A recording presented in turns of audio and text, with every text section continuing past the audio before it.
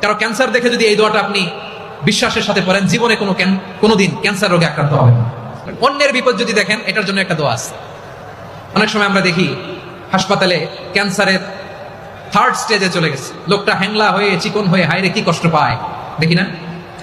বিষ্ণু বলে একটা দোয়া যদি কেউ অন্যের কোনো বিপদ দেখে পড়ে, ওই বিপদ তার জীবনে কখনো আসবে না। শুনবেন? শোনার আগ্রহ আছে? অনেক সময় হয় যে আমরা মহাসড়ক দিয়ে যখন চড়ি, দুর্ঘটনায়, আইরে আল্লাহ, দুর্ঘটনায় মানুষের মাথা একদিকে, দেহ আরেকদিকে, ব্লিডিং, এরকম হয় না? আল্লাহ তুমি হেফাজত করো। বিশ্বনবী বলেন এই দুর্ঘটনা দেখে কেউ যদি এই দোয়াটা পড়ে, তার জীবনে সে কোনোদিন এরকম অ্যাক্সিডেন্টের সম্মুখীন হবে না। শুনবেন?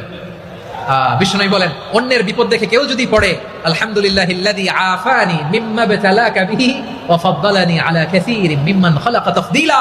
মানে প্রশংসা সেই আল্লাহর, যে আল্লাহ তাআলা তোমাকে যেই জিনিস দিয়ে পরীক্ষা করেছে, আমাকে ওইটা থেকে বাঁচিয়ে দিয়েছে।